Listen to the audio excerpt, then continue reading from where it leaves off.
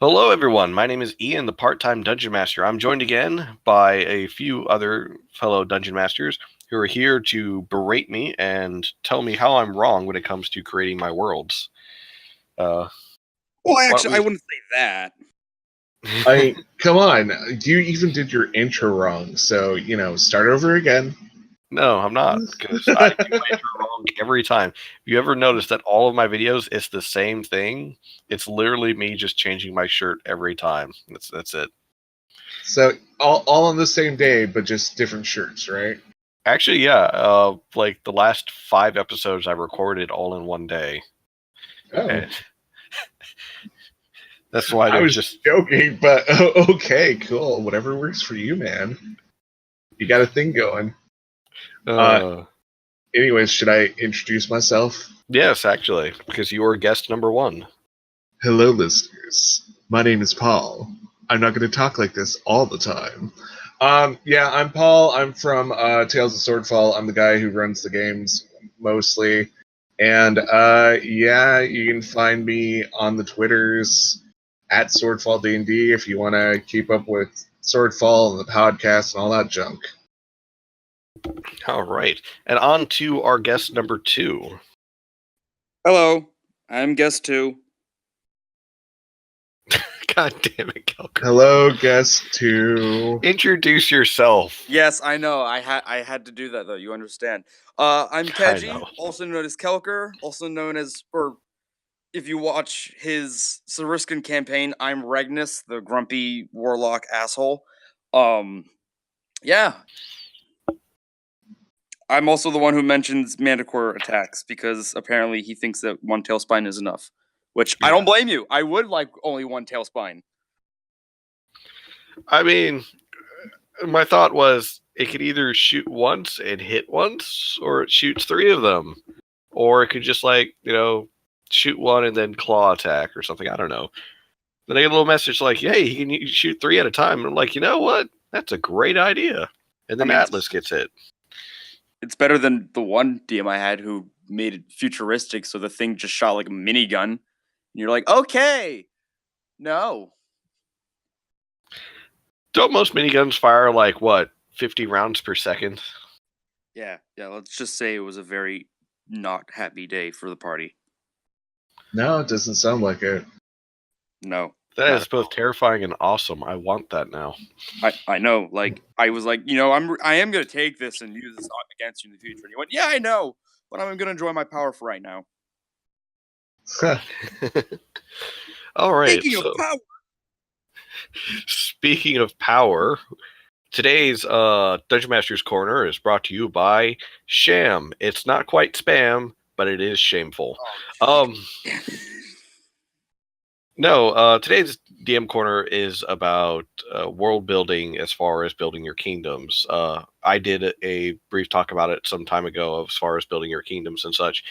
But I figured having other Dungeon Masters on who have experience with world building, one of you using the Fate system, the other using a much more in-depth way of doing things, I figured you could perhaps give us another point of view on creating your own kingdoms for, say, you're starting a new world. Okay, cool. Who wants to go first? I don't know. I mean, if you don't have anything prepared, I got something prepared. Oh, I never have anything prepared. That's my secret. All right, well, one thing that I'd mainly focus on is whether or not this is a first kingdom or a new generation of kingdoms, because no kingdom lasts forever, or any empire really. So a great way to start is determining whether or not this is like either really early in your world's history and you are making, like, your heroes are helping make the first kingdom because everyone's been kind of in a mess, or is this future generations where kingdoms have risen and fallen and they have ancient lost tech that you can find ruins of. And the other thing, really big thing too, is what are the relationships between all the different races, should there be different races? Because elves live practically forever and have a completely different skewed sense of time dilation than humans. And one of their empires can last much longer than a human empire, who are driven by greed and whatnot and all that stupid little things. Screw you, you little high elves and your righteous power. Yeah, I'm talking to you. Anyway, but yeah, like one of the big things is honestly to focus on, like, are there allies? Are kingdoms supported by one another? Is it like one grandiose empire where all the races come together? Or does each race have their own series of kingdoms and they're all kind of like in a locked Cold War kind of with each other? Which honestly is, yeah. Yeah. I guess to jump off that point, I mean, during what time of your kingdom, like if it's the beginning, the middle, the very end, also creates the sense of mood and tension that you're going to have throughout your game. So, like, if your characters want a really grim, dark adventure, sometimes having the kingdom at like the on its last leg can create that environment just by going, the kingdom's crumbling, and just that statement kind of gives you an idea of what's going to happen. Like, when kingdoms crumble, there's always invading forces, there's always some kind of horrible thing happening, or, the top of the government just doesn't care anymore. Either way. I mean, in our own world's history, kingdoms fell for multiple reasons. Sometimes it was a great drought that just wiped out the farmlands and the cattle, and where the kingdom just couldn't support itself anymore, so it collapsed in on itself. Other times it was like I said, a neighboring kingdom invading and just taking over and pushing everything that was there out. So I like that idea that, hey, let's do a campaign where it's near the end of a kingdom's lifespan, to where they're on the last legs and everything is really just a big ball of suck for everyone who lives in that kingdom. Well, I've also done a campaign where it's like at the very beginning and everyone's like trying to colonize and get their own like footing in this new land, and that's pretty interesting too, because you can have a big ball of suck there, but it's in a whole different way. Yeah, because if you do it like on some sort of like frontier land, or like not really everything is established, so it's like, oh, you're starting off, here's your small little thing, and wildlife decides to peek about. Oh, yeah, they don't really like you. Or you're like, oh, it's time to go find food. And that one is poisonous. Oh, looks like you just wiped out half your population. Ooh, that's not gonna be great for you guys. And it's a very like beginning of like, you're either gonna have a really rough, rocky start, and if you have a pretty like intelligent DM of like how things work. I mean, don't get me wrong, you're gonna have lucky breaks and like, you might find some great things, but frontiering wasn't always a successful endeavor. Yeah, the mistakes were made. Especially if you have, people who are already there that are native and you're the invading force. Of course, you could always do this the I always call it the Christian way, and I don't like mean to be offensive, but it's the thing like, oh, don't worry, we're here to show you how this land works, and like, I'm sorry, we've already developed that. Are you I think we help? Yeah, the whole missionary stance on that. Hey, Yeah. we're here to help you, even though we're giving you diseases and, trying to just stomp you in the ground. We're here to help you, but can you actually help us help you? We don't really know how this land works. We're kind of in a need for food. Okay, thanks for showing us how to make food, and now we're going to take over that way of making food. And if you don't believe in our God, well, you don't get your food anymore. Yeah, humanity has done some horrible things in the past. Yes, but you can always... Go ahead. Oh, you can always build on the horrible things from the past and turn them into a campaign. Oh, that's what I was going to say. You could use that as like a good inspiration for what's currently going on in your campaign. Because one thing I've learned as far as building a campaign and running D&D sessions, steal liberally. Just go ahead and steal ideas. Yeah, I mean, It's gonna happen regardless. Even if you didn't mean to, someone's gonna be like, "Oh, hey, it's just like in this one book," and you're gonna be like, "Fuck!" I thought I was being original. I was stealing stuff from Dragonlance, and most of the people who I was playing with at the time didn't know it, except for one guy. He's like, "I know what you're taking this from. You're taking it from Dragonlance." And I was like, "No! Oh God!" Well, you are old enough to read all that, so never mind. I actually think I still have some of the Dragonlance books somewhere. Most of them are good to read. No, I mean like some of the old ones. Some of the old ones, Yeah. I got a small book collection sitting in boxes, like the vacuum sealed plastic boxes. No. So I have nowhere to put them. But so, like, if you build a kingdom and you're like really into a certain time period or certain area, build off what you know. Like, if you're totally into the warring states of Thailand, build a campaign off that. Build a world. I mean, if you know a bunch about like the factions and everything involved, go for it. Definitely. Now, one thing I did also want to talk about is the natives, like you said, coming from, say, the old world to the new world and colonizing it and so on. The natives, sometimes they are actually integrated into whatever new kingdom is founded. So, such as with, in my world, Aloria, there are hobgoblins that are, a part of, like, cities. They, either they work as like low-ranking guards or some sort of like guild of mercenaries or so on. They're allowed so long as they don't cause trouble, essentially. But at the same time, it's like, how do you integrate essentially what we consider to be the evil humanoid races into this kingdom that you're creating, like giants, hobgoblins, orcs?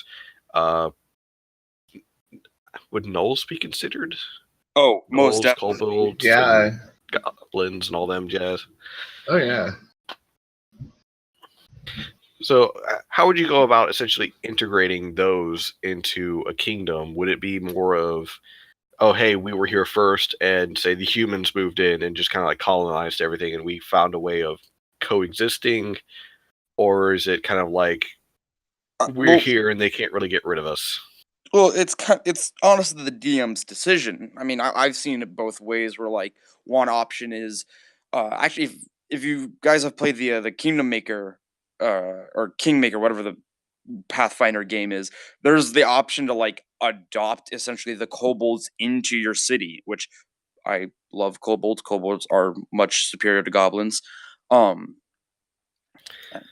know a goblin prince that would say otherwise.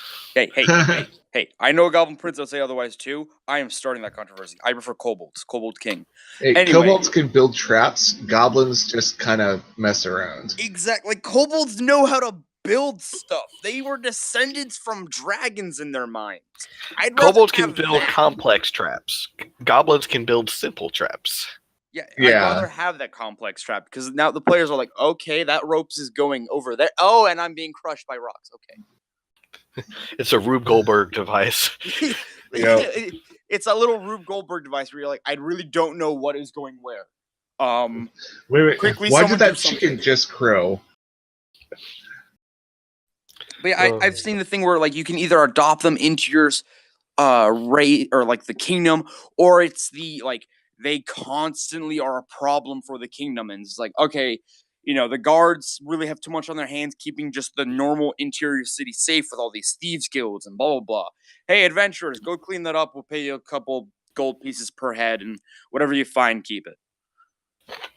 And in my opinion, some of the times, there's the point where it's like, there has to be like some coexistence. Like I've had in one of my games, he's one of my favorite characters. He's a little kobold named Soottail.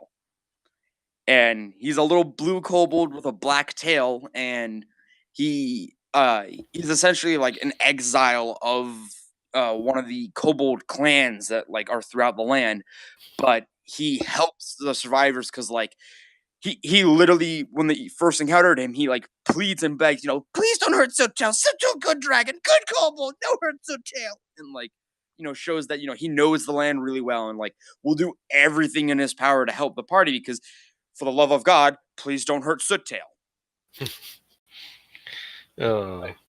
Yeah, with like native people and a kingdom. Once again, it really depends, like, where in the kingdom period you are. Like, if you're doing the whole colonizing thing, there's several things you can do. Like with the one shot I did with Ian recently, they found goblins.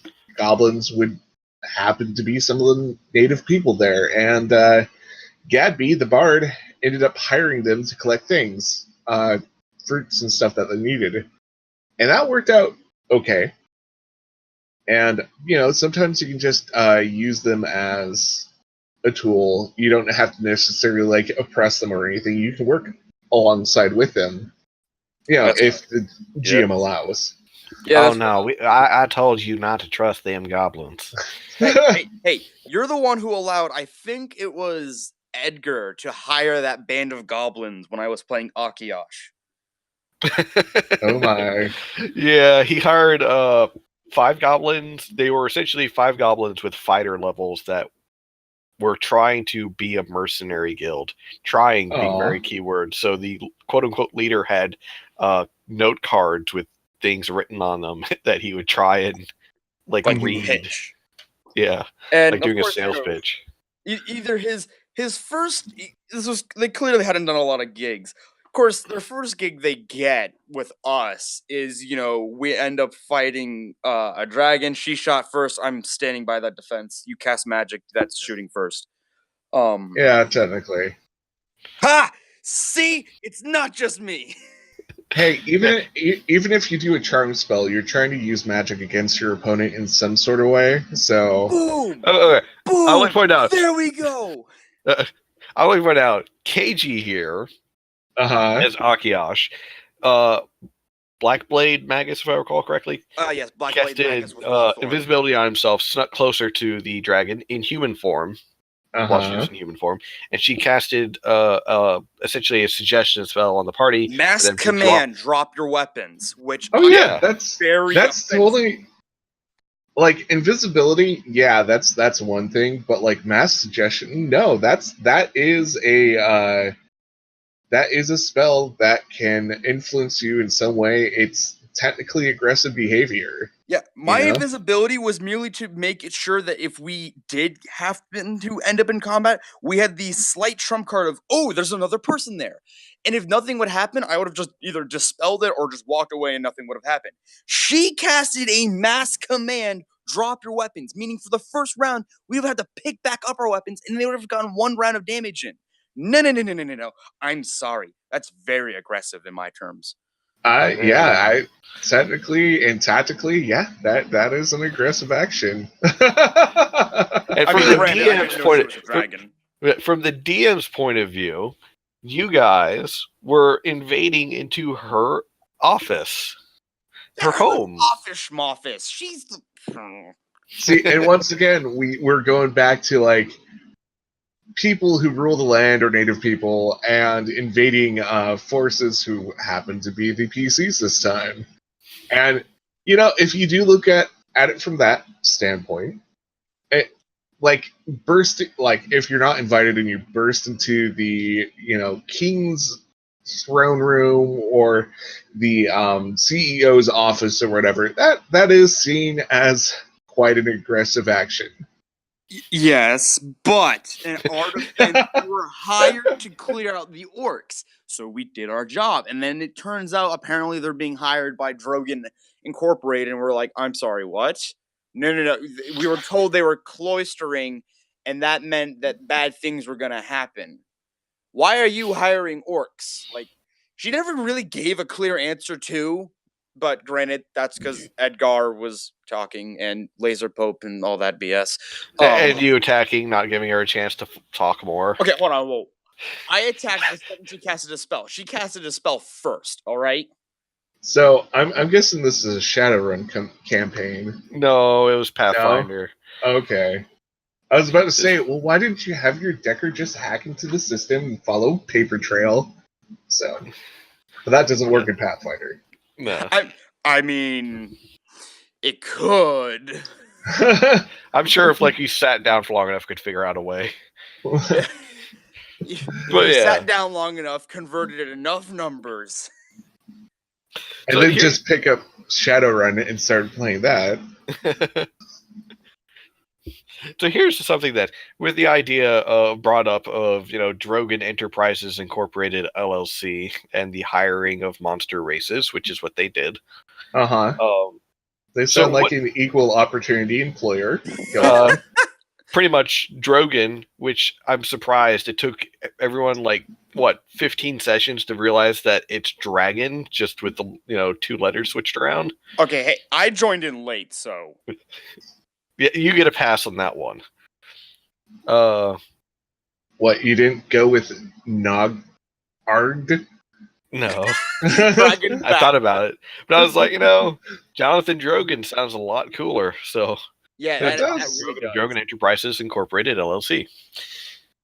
For a small sum of all of your life savings, you two can live like a adventurer in the safety of the Drogan theme park. That sounds pretty cool, actually. Oh no, it wasn't. Like, things were made of paper mache. The grass was actually dirt that was painted green. The trees were made of 2x4s. The water was just actually blue paint. That sounds even better, though. Like, from running a game standpoint, like having this promised land and it Oh yeah, turns out to be like tinsel. Yeah. Complete and total sham. The alcohol was paint thinner. I mean, See, and that's still not wrong. That's another cool way to build a kingdom. Like, you have Kingdom A, it's kind of shit, and then you have this person who's like, yeah, I just started this new kingdom. It's awesome. It's beautiful. It's the biggest and best. And, everyone's working toward that. And then you find out that Kingdom B is kind of a bigger shithole. Yeah.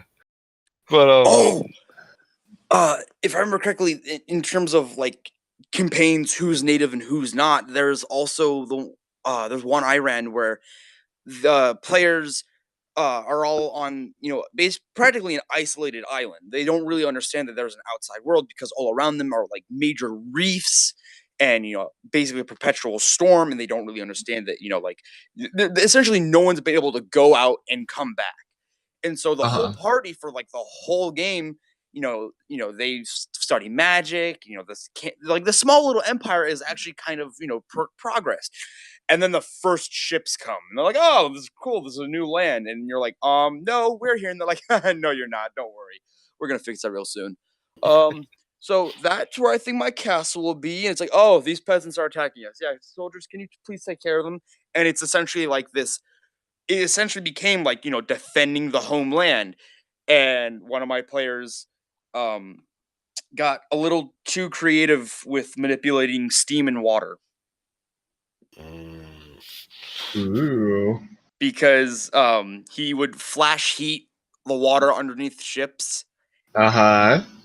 Since if you guys have ever watched I'll Know a Zero, you know what happens when actually if you just know the law of thermodynamics in general, you know what happens when steam builds up really fast underwater. Mm-hmm. So he just fully blockaded one of the reef entrances in. He's like, "Okay, well, we're good here now." oh boy. Yeah. Yeah, one campaign I was running, unfortunately only lasted 2 games, but it was a pretty cool setup. So it wasn't necessarily a kingdom, but it was a whole bunch of trading companies trying to get goods and stuff for whatever company the hired mercenaries were working for. And instead of having a kingdom system with a king and stuff, you had a whole bunch of different forts owned by different companies. And basically, you were introduced to this island, you'd go through it, you'd see it's highly dangerous. This was like, God, I think they were level 12 or something like that. So, everything is just like jacked up to deadly. And so there was a system there where each fort basically had like a boss and a few other staff, and then mercenaries would work for them, fulfilling orders, and then come back with the goods.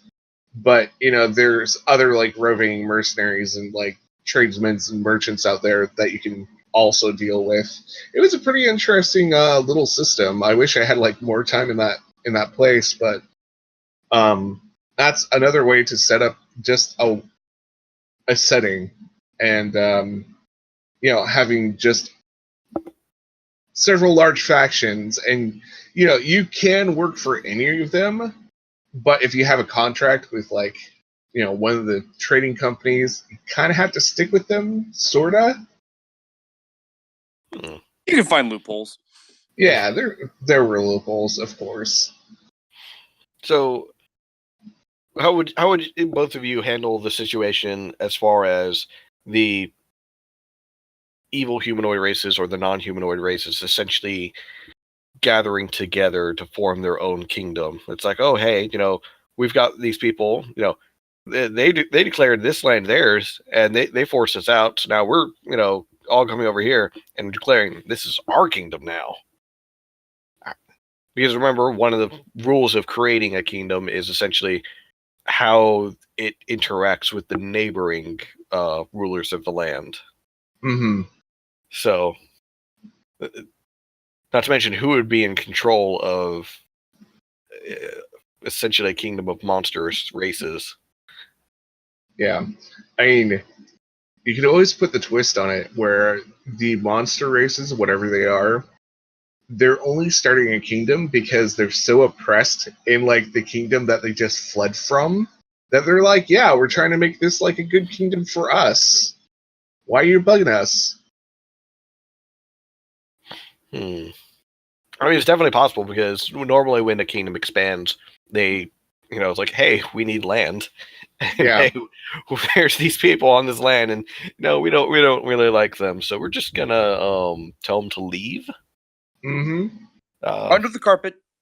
The Monster Kingdom could be like totally peaceful about it and be like, yeah, we just bought your land. You gotta go now.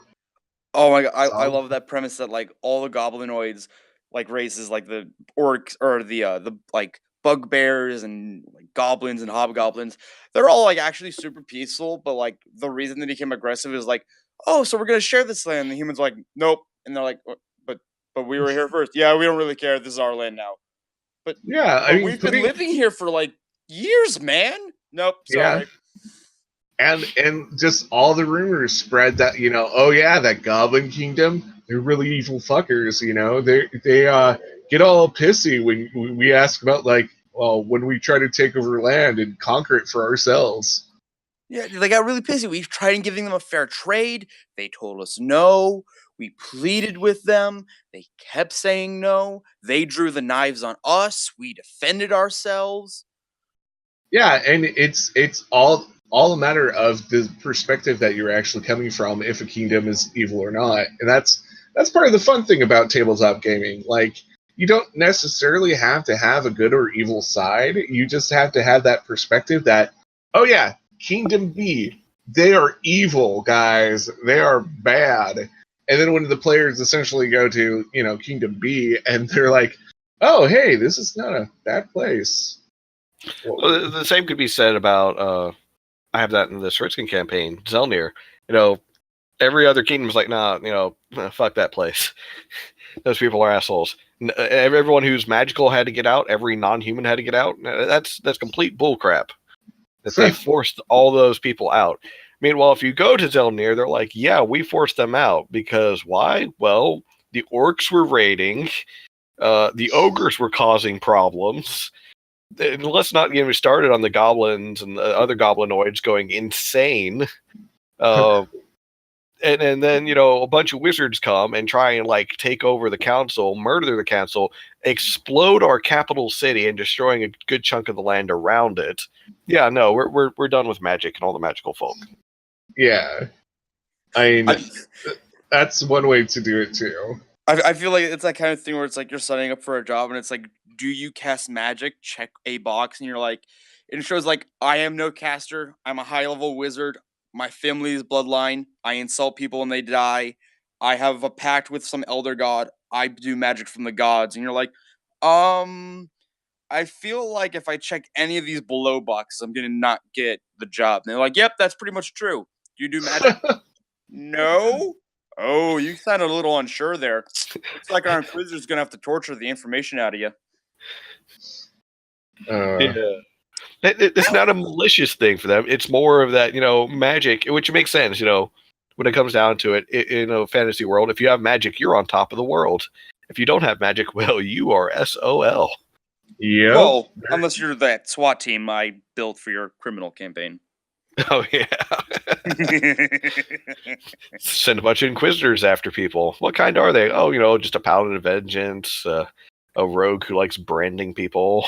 It was a paladin of vengeance, a rogue inquisitor, a grave cleric, and a arcane archer, all specifically designed around the vengeance paladin's hatred for criminals, in which he follows the law until the law is too restrictive, in which case he kind of goes like vigilante and just, yeah, no, I'm sick of your shit. Die. So he goes Judge Dredd, basically. Basically. Very quickly. But like his thing is like he's not like a really dicky guy. He's only dicky to the fucking like all criminals. Like the normal people, he's super polite and like, he helps out. He does charity. He does all these other things. Oh, I'm sorry, you're trying to rob that store? Yeah, no. Crossbow to your leg, sucker. So, did he ever once say, "I am the law"? Just ever? Oh, I don't know. You have to ask Ian that. Not yet. The players haven't encountered him, but they have seen some of his handiwork. As a minotaur getting cleaved in the face with his own axe. Yeah, as long as he utters that line, it will be perfect. I am the law. Law. Oh my God, that's Sylvester Stallone movie. So bad. I'm not gonna lie though. I really want to see that happen in your criminal campaign. Just like because apparently they've been like they're starting their own little criminal empire, and since they hurt his inquisitor friend, he is, oh my God, the amount of anger he has for them. He will hunt them down. It's like, oh, they've left the city. I don't care. I'm gonna be out for a little while. Oh my God, haven't they seen any movies from the 80s with cops? I mean... You don't hurt the friend. No, or the partner who's about to retire. Then, the other cop is just going to be like shouting the group's name and then going after them. I mean... It's like, I think in about a week I'm going to be able to retire. And then, like, major travesty. No! yeah. And sometimes when you're building like a whole kingdom and whatever, sometimes you don't even have to know the rest of the kingdom. You just need to know the city. And in this case, you need to know essentially for that the PCs, how the law enforcement may work or may not work, and and the essentially the city that they're going to be running around in and trying to do their nefarious things or their good things or whatever the PC group wants to. And sometimes kings, queens, lords don't really matter until they're actually in focus. If you're low level, you're not going to be dealing with the king or queen immediately. No, they really have no time for whatever peasant squabbles you have. You're going to be mainly dealing with either low ranking brass or maybe even top brass of law enforcement if you do something bad enough, or if you're trying to help out. You're going to be dealing with captains of the guards, or you're going to be dealing with small ranking platoons and officers of the guard, because they're the ones keeping the city in check. or like the guild master or guild masters. assistant guild masters or whatever. Yeah, and sometimes like depending on the structure of the campaign and what your group wants to do, like yeah, okay, cool. There is a king somewhere, and his name is King, and he rules with an iron grip, but you're dealing with like city guards and like street crime and stuff like that. Cool. So another question would also be about the nobility. How does the kingdom handle the nobility, or if there even is nobility in this kingdom? I was just about to say that, because the biggest thing for a kingdom is its ruling class, whether or not that is nobility slash, the king and queen, whatever. Because I'll be the one to say it. For us, our nobility are our senators and congressmen and all that whateverness. They are essentially our nobility. Yeah, unfortunately, rich people deciding law enforcement, or not law enforcement. Jesus, that's completely the wrong, that wrong would be way. horrifying. That's when you're in a bad place. They're the determining laws and all this other whatnot, who have an ear to a king or whatever. Now there are the multiple ways. I've seen the classic divine patriarchy or monarchy or whatever it is, and then there's also the ones where it's the multiple guild halls, each one trying to like own part of the city. And if you're the really fun one, they're all thief guilds. And you essentially have to go with one key thing. Is it an oligarchy? Is it a democracy? Is it a whatever it is? Because if you can't determine what kind of ruling system it is, your kingdom doesn't really then kind of exist, because no kingdom can exist without a enforcement of rules. Okay, he had to step away for a second. But yeah, I'm pretty sure. See, the thing is, like with today's politics and how you have a ruling class. Is it an oligarchy, which is a small number of absolute rulers sharing power? Divided. Correction, wealthy rulers. In wealthy rulers, there would be a plutocracy. Well, no. An oligarchy is essentially merchants. Like it's a little bit of each little group. But they are all specifically more wealthy people. Well, that's me. There's a difference. Even says it in your Dungeon Master's Guide, page 19. An oligarchy is a small number of absolute rulers share power, possibly dividing the land into districts or provinces under their control, or jointly ruling together. A group of adventurers who seek to take control of a nation together might form an oligarchy. The free city of Greyhawk, I remember that place, is an oligarchy composed of various faction leaders with a Lord Mayor as its figurehead. Meanwhile, a plutocracy is a society governed by the wealthy. The elite form a ruling class, purchase representation at the court of a figurehead monarch, or a rule by default because money is the true power in the realm.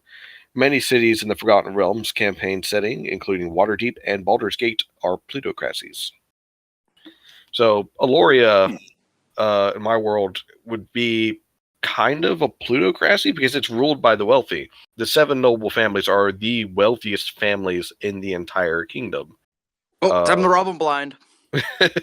Well, that's what Edgar's trying to do to the Fetners. Good luck with that, though.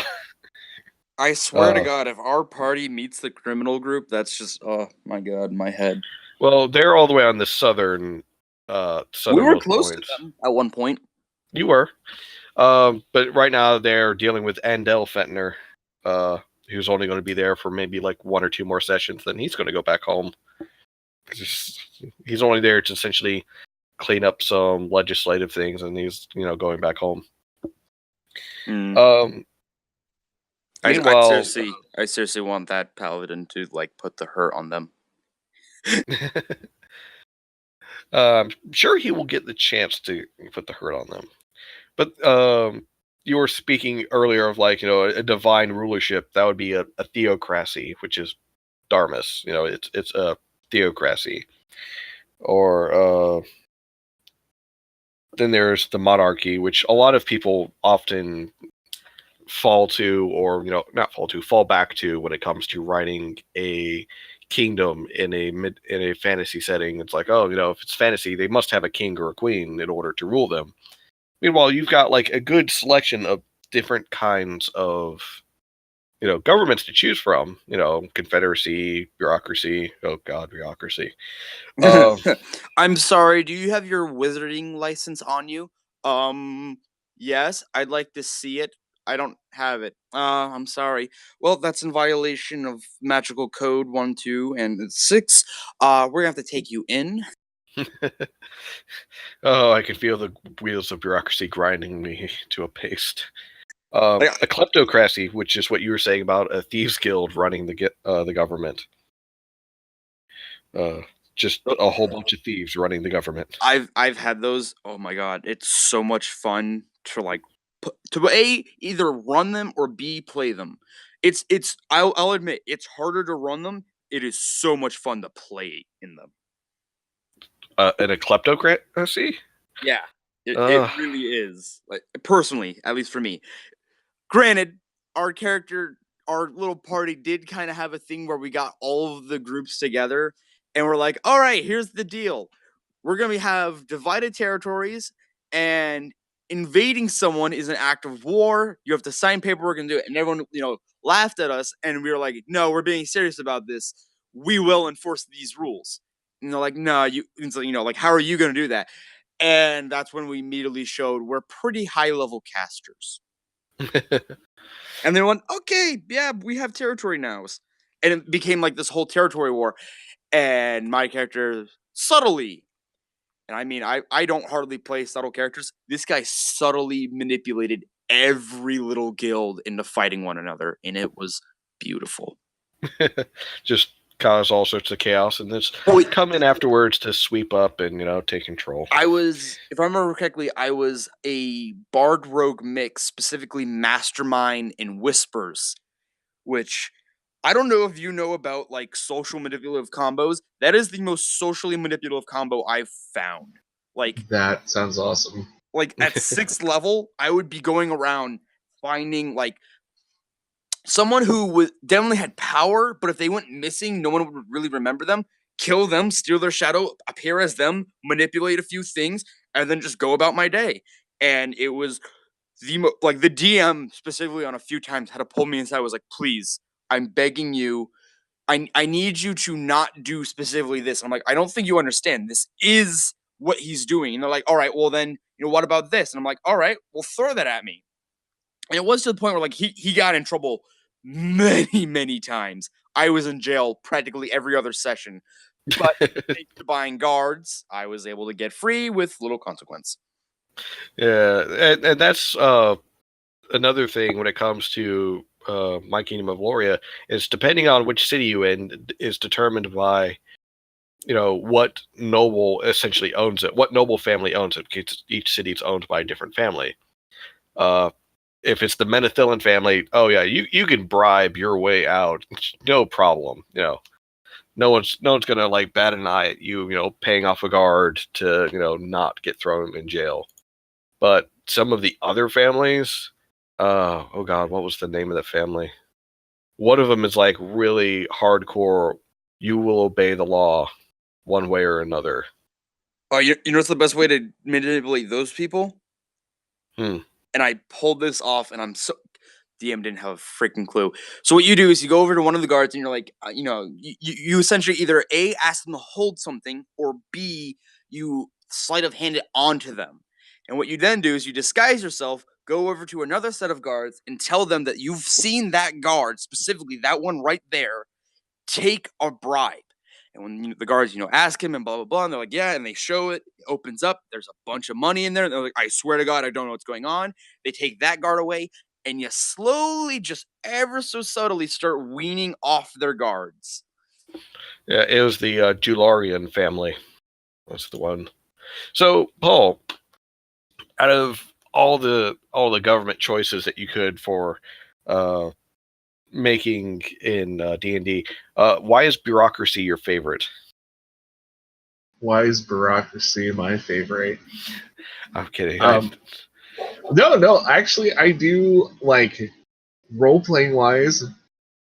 bureaucracy is kind of interesting just because the amount of steps that the players actually have to do to actually get something accomplished if they want to do it legally.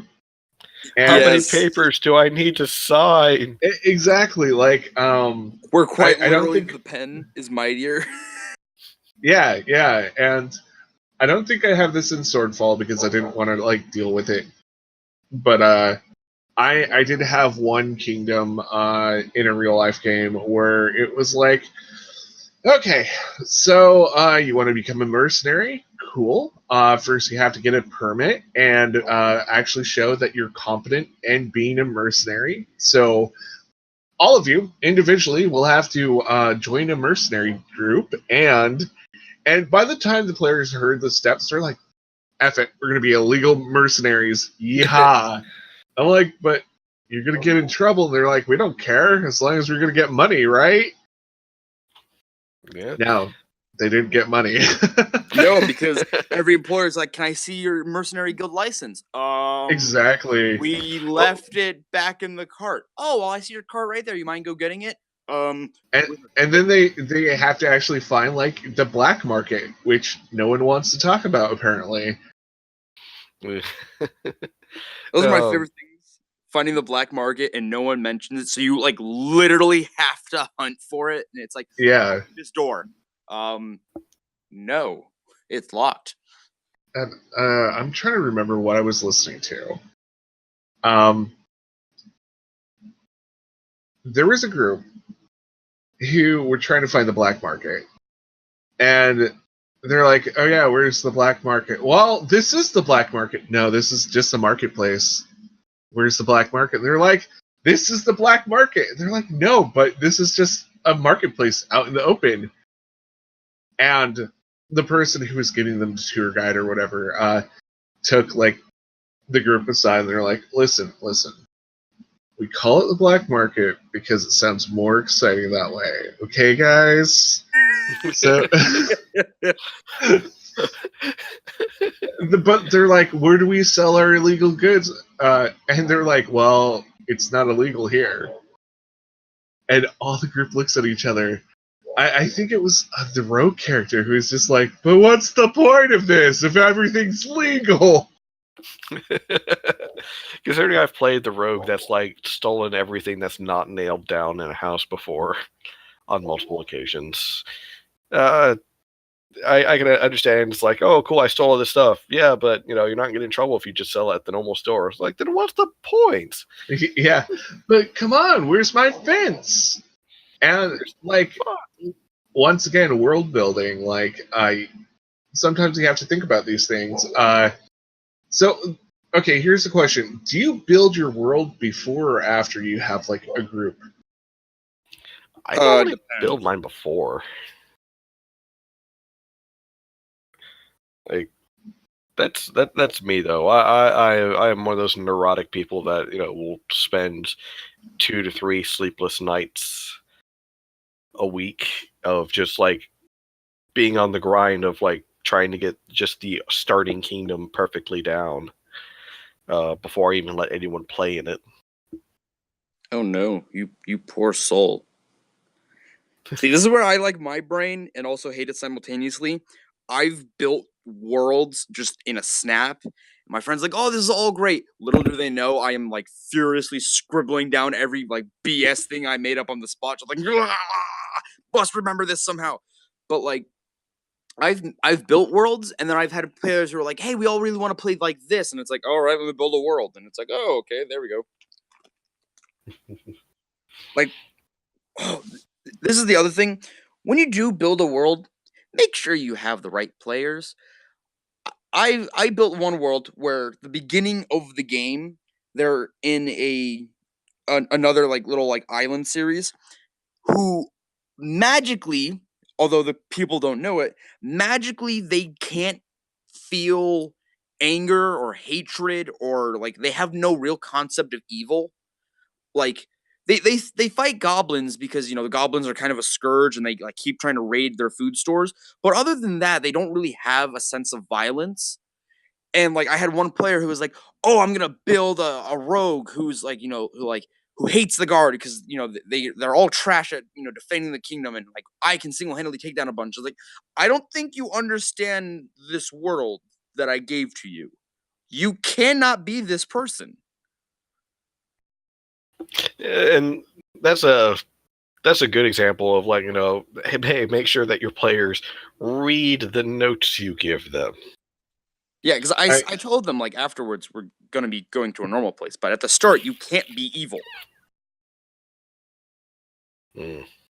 With me, I usually have like a skeleton of an idea of a world, usually like a concept.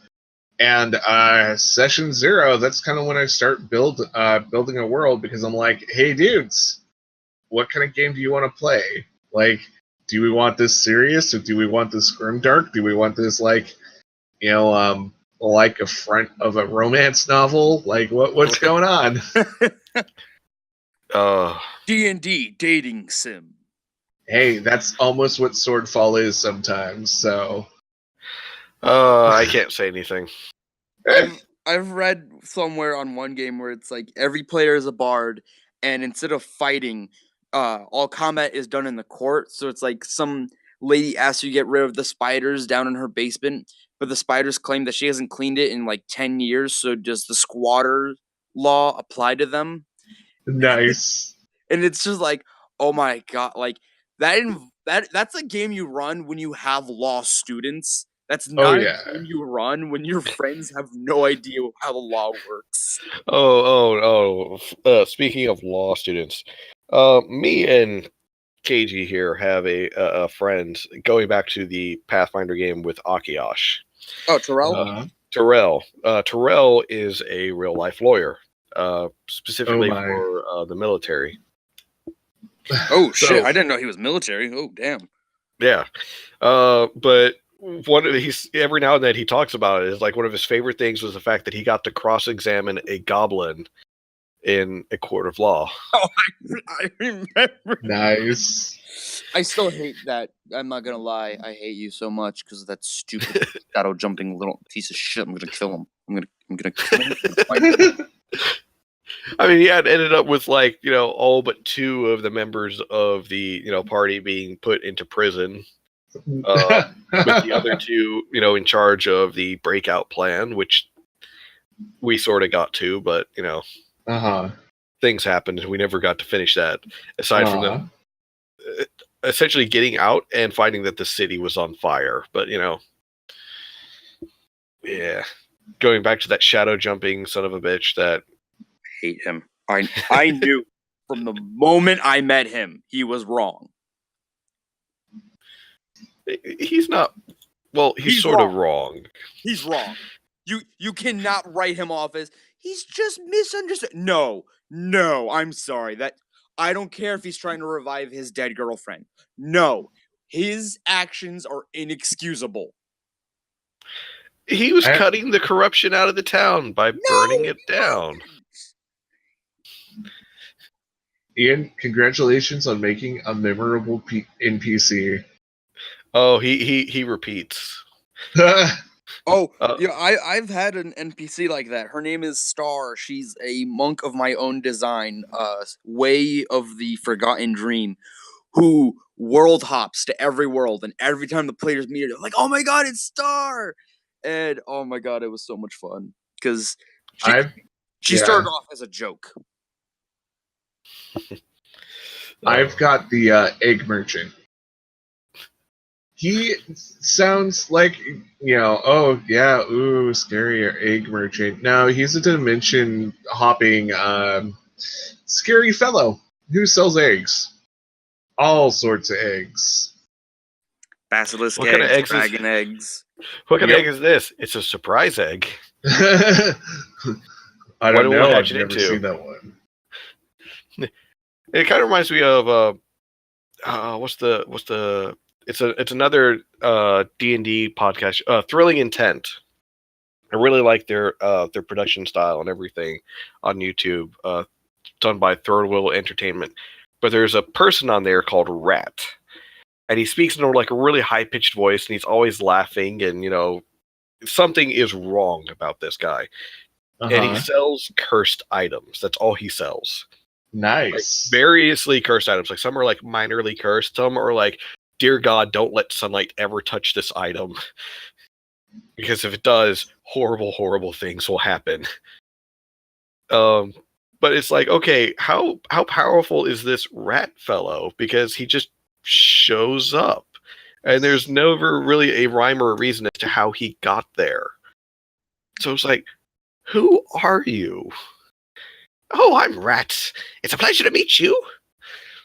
And in one instance, they're like, Rat, quick, you hold them off. We gotta run. And he's like, oh, I hope you're not hoping that I'm secretly super strong, because I'm not. And then when the NPCs touch him, and the NPC just suddenly like gets thrown against the wall and his whole body's mutilated. But I'm extremely cursed, so you don't really want to touch me. Alright, I will totally have to look this up. Yeah, I once again stealing liberally. The idea of Drogon's Enterprises Incorporated LLC actually came from the beginning arc of Thrilling Intent, and just the idea of like, hey, we're on this even bigger discounted version of Universal Studios. Oh man. But yeah. Another thing that I feel like we didn't cover is worship in the kingdoms. Oh, that's always a good one. Do the kingdoms, like, for this particular kingdom, the neighboring ones worship the same gods? Or do each kingdom have their own pantheon with maybe like one or two overlapping gods? Or is there like a city for each god? That's always a good question too. Or is every district in a city dedicated to a god? If you read the book Between the Rivers, by Harry Turtle, Harry Turtle, is that what? Really? That's his name? Apparently so. Harry Turtledove? That's what it says on the very front. Okay, I'm gonna go with that. Anyway, Between the Rivers, it's a book where every city is run by a god. And like the city it focuses on, the god is super lazy, so he allows his people to do like whatever. So they start developing trade and blacksmithing and all these other things, and they slowly start becoming, more and more free-willed. So, that is one of the options. Like, does every city have its god? Or is worshiping even legal? Is, your thing, you're not allowed to worship these specific types of deities? Or if you want to go really hardcore, is the whole kingdom atheist? In which case, they're probably screwed. Yeah. It's like, you have to wonder that at times. It's like in a D&D world, it doesn't make sense to be atheist. And I feel like it really depends how you're running the game, actually. Yeah, because I'll say this: if I'm a sorcerer or a wizard, and I've seen really shitty things happen to other people, and like the church doesn't seem to be doing anything because maybe it's a corrupted church or whatever. But maybe I'm a person with magic, and I have not seen any sort of divine influence. I wouldn't say I'm atheist, but I'd say the gods don't do shit. Maybe there are no gods. Yeah. Maybe gods are just a concept, and all of them clerics are gaining power from, the same source the wizards are gaining power from. Plot twist. Yep. But and it makes sense. And my go-to rogue, Auric, who I hate him. Kill him. You can't kill him. He's immortal. I know. Kill one of his various forms. He's still immortal. He stole immortality. That was anyways. But anyways, he is an atheist, but he's kind of like that fatalist. It's like he knows that the gods exist. He knows well their power. Agnostic, then, sort of in a way, because atheist kind of in a way. Because atheist is like hardcore, full on. Gods do not exist. You're an idiot for believing so. Agnostic is kind of like there may or may not be gods. So that's the weird thing. There's got to be a new term because I know gods are real. I just really don't believe in them. Yeah, and it's also with the alignment. God, I wish I still had the book, but it was like talking about the different types of alignments and how there's actually two sides to each one. And since Auric is true neutral, one of them was, hey, we're trying to find balance between good and evil, law and chaos, and trying to find, a peaceful center to all of it. But the other side was known as the fatalist true neutral, which is essentially, yeah, I don't really understand the machinations of gods. I don't really care for good or evil. I'm more about for me and those that I care about. Everyone else can kind of just burn. Yep. And in some cases, I can see that as like more of a rational thing in a fantasy world where like gods will be extremely fickle and will interfere in the mortal realm whenever they so choose. I see that as more rational versus like it's not whether or not they believe in the gods, it's more of they don't even want to put forward the effort of trying to understand the gods. So. But yeah, that is a big thing for kingdom building. Make sure you know what pantheon you're using. If it's already pre-made, if you're making your own, make sure you have a set pantheon. Yeah. That's one thing I try to do, especially with D&D and how heavy like the clerics are with like different kind of domains and all that stuff. It's just easier to have a set pantheon. Or go, hey, man, there's like one god and one god only. You're just like, appeasing different aspects of that god. Or, whatever. Yeah, aspects of that. Or have one god with multiple personalities, and each personality is sort of like its own little domain. Yeah, one world there is one god, but there are a bunch of saints. And so, Oh, that's a good one. Oh, yeah, that's always fun. And, one of the people who were playing it, they were Catholic, and they're like, I instantly got this. This makes total sense to me. I'm like, good. And a lot of people, and I know it was part of the satanic panic back in the day for D&D. It's like they have you worshiping different gods instead of the one God. Like D&D, you can easily make it to where there's only one god. Yeah, it's just it works. Yeah. I mean, there's some more worshiping. Go ahead. I don't know why we play it off as something else, but sorry, what? I was just saying, like, there's several ways to deal with your gods, and like, if you are out there, whoever's listening, you are very Christian and you believe there's only one God, you can convert D&D into that. If you don't believe in that kind of stuff, you can make no gods in your game. That's the lovely thing about homebrewing. You can just do whatever and try to make it work. Good old homebrewing. I feel like that's the best way to make D&D fun. Not to say like, pre-made worlds and pre-made modules are not fun, but it's just I have always had more joy running something that I made myself versus something someone else made for me. Indeed. It's also really fun to homebrew your own little monsters, because when someone's memorized the entire monster manual, you can go, ha-ha, surprise! Yeah, Kelker. Yeah, I have done that too with players who are like, oh, okay, I know exactly what this monster is. I'm like, no, you don't. Or no, I've got a small list of homebrews that I'm waiting to pop out. I'm like, yes. No, my favorite thing is where it's like, haha, I know everything about this monster. And it's like, yeah, but does your character? And I've watched one player go, fuck. And I'm like, yeah, you really think that through now, did you? Mm-hmm. Shut your mouth. I've done that before. I'm like, okay, how much does your character know? But best thing is when they're playing like a just new to adventuring guy, and they're like, "Oh my god!" It's like, I know this creature. It's like, no, you don't. That's a past cue. Come on, no metagaming here. But world building, if you're just starting out, like, and if you want to like do homebrew, my suggestion always is look at a module, see what you can change easily, or what you think you can change, and stick with the basics of whatever makes that world, but like change little things. And once you get more used to it, once you think you can actually make like a balanced campaign or a balanced encounter, just like keep rolling with it. And at some point you'll mess up horribly. Everybody will hate you for a while, and then you just move on and try again. Move on to a new city, make new friends, and try again. Yep. Burn your What old happened to house the old down. party? We don't talk about it.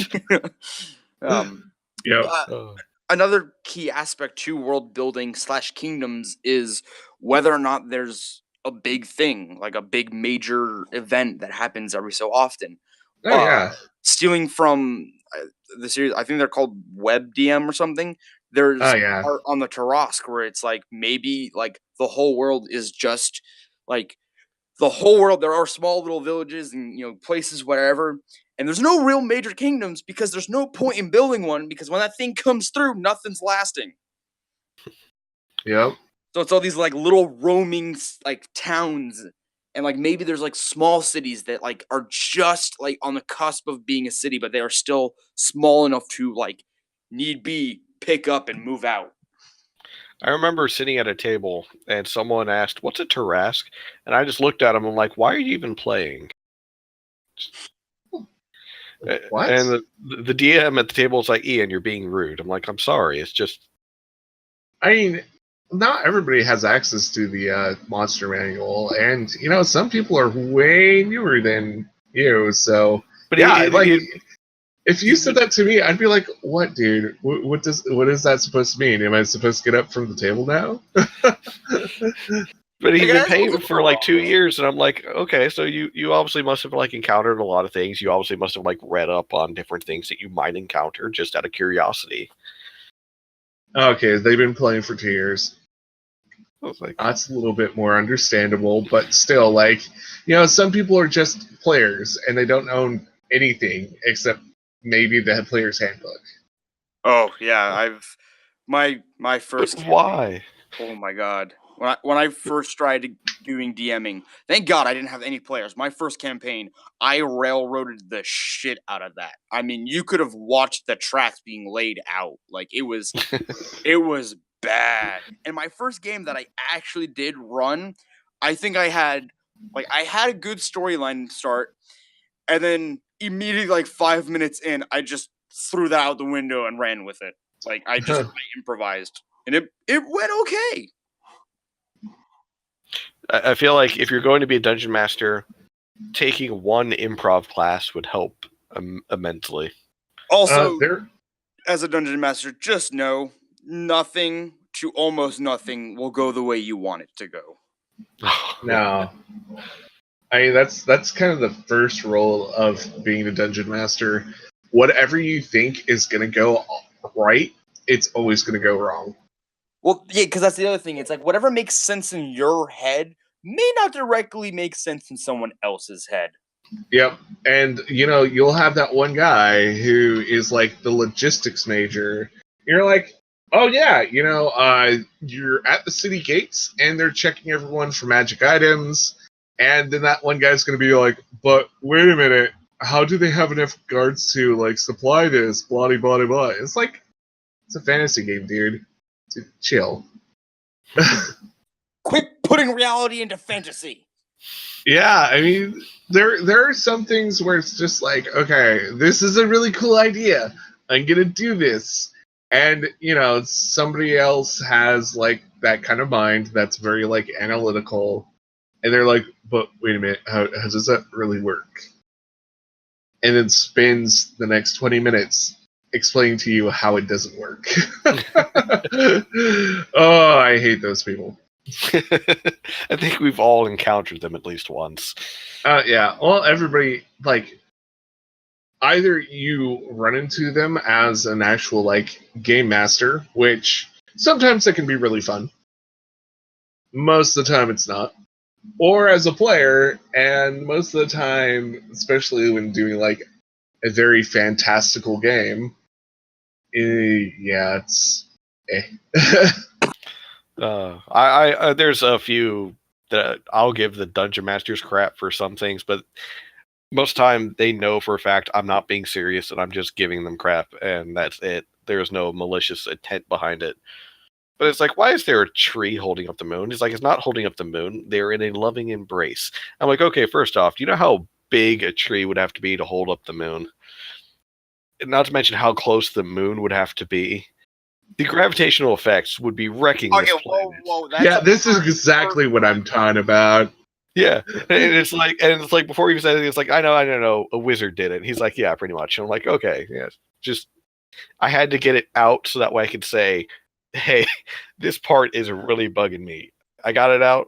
We're both understanding it's kind of odd. All right, good. Let's just move on. How do you read mythology, man? Oh god! Like every now and then I read it, I'm like, Zeus, you cuck, son of a rapey bastard. So wait, you only read Greek? I've read a few, but I like Greek. Norse, and Egyptian, with a slight hint of Hindu. Hindus can be brutal. Yeah, yeah, they really can. And chop off someone's head, replace it with an elephant. There you go. You're fine and dandy now. Well, it seems that we're at time because I've got things I need to do. I know, Paul, you've got things to do.